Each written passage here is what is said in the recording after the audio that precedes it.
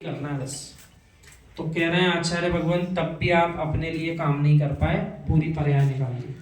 सो ज्ञानी नहीं हो, अज्ञानी हो। ज्ञानी कब कहलाओगे? जब इन तीनों कर्तापन से मुक्त हो जाओगे और मात्र अपने परम समाधि में लीन हो जाओगे, तब आपको कहेंगे ज्ञानी हो। और ऐसा ज्ञानी जीव नए कर्म का बंधन नहीं करेगा और पुरानों का निर्जरा करेगा। पुराने बंधे कर्मों की निर्जरा करेगा, नए बांधेगा नहीं। तो कितना बड़ा ज्ञानी है। और बाकी सब क्या कर रहे हैं? संसारी नए कर्म बांधने में लगे, पुराने छुड़ा नहीं पा रहे और चिंता कर रहे हैं मोक्ष कब होगा, कब होगा। इसका उत्तर आचार्य श्री ने दिया है। आपको गाथा अध्ययन करना चाहिए। वहां पर कर्तापन और भिन्न प्रकार के कर्ता। सो कर्ता भी दो अपेक्षा से लिए, उपादान का कर्ता और निमित्त कर्ता। बहुत सुंदर दो प्रकार के कर्ता बताएं, उपादान कर्ता, निमित्त कर्ता। सारा संसार निमित्त कर्ता को ही निहार रहा है। निमित्त को पकड़ लिया, सो इनके करने से हो रहा है, इनको पकड़ लो। इनके कहने से होता है, इनको पकड़ लो। इनके देखने से होता है, इनको देख लो। इस प्रकार कर्तावादी बन के जी रहा है। उपादान कर्ता की तरफ तो ध्यान गया ही नहीं। योग्यता नहीं होगी तो निमित्त क्या कर पाएगा? योग्यता को नहीं निहार रहा। तो ऐसे प्रकार से दो कर्तावादी जीव भी वहां अपेक्षाकृत घटा है। सो यहां पर भी क्या कहा कि अपन को महादुर्जन जीवों से बचना है। मित्र किसी से पूछने नहीं जाना, कोई प्रश्न नहीं करना। ये प्रश्न स्वयं से करना, मैं क्या हूं। इन तीन में से तुम्हारा स्थान कौन सा है? किम कमलम, किम सिंगाड़ा, किम काई। ज्ञानियों, क्या तुम कमल हो? क्या तुम सिंगाड़े के तुल्य हो? या तुम क्या काई के तुल्य हो? अपने जीवन में घटाओ। यदि हम कमल के समान हैं तो दूसरे धर्मात्मा जीवों को भी अपने साथ जोड़ लेंगे। यदि हम कह रहे हैं कि सिंगाड़े के समान है तो अपने पास वही जीव आएंगे जिनको अपन से कुछ चाहिए, और बदले में अपन को उनसे कुछ चाहिए। और यदि तीसरे तुम महादुर्जन जीव हो काई के समान, तो स्वयं तो गिरे हुए हो, जो तुम्हारे सानिध्य में आएगा उसको भी तुम गिरा के उसका पतन कर दोगे। कुछ लोग ऐसे ही होते हैं जो पूरे के पूरे काई के समान होते हैं, काली काई। हे मित्र, जीवन में बन सको तो श्रेष्ठ बनो। यदि तुम वनस्पति बनो तो कमल बनना। प्रभु के चरणों में तो कम से कम चढ़ोगे। काई बनो तो पैरों को और तोड़ दो। मित्र सज्जन बनो।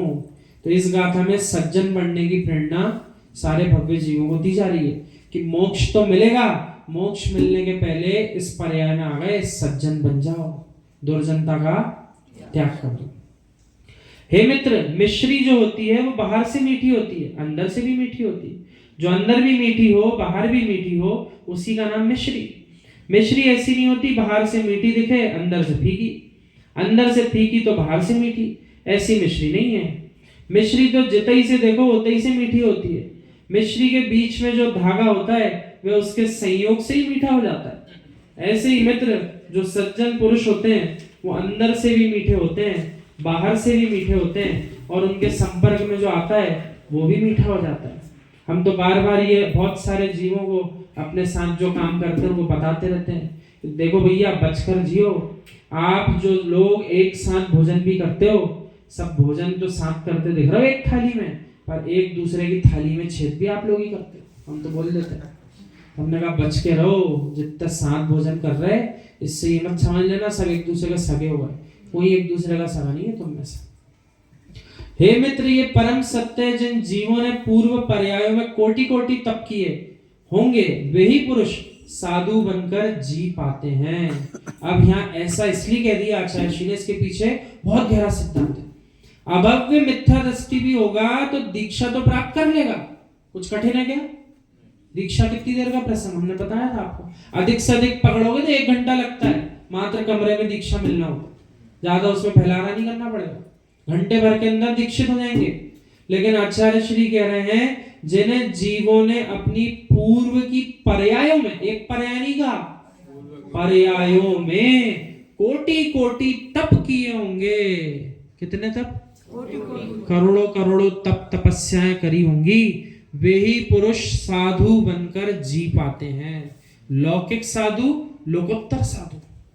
समय सार जी में 2 प्रकार के साधुओं की व्याख्या है, लौकिक साधु, लोकोत्तर साधु।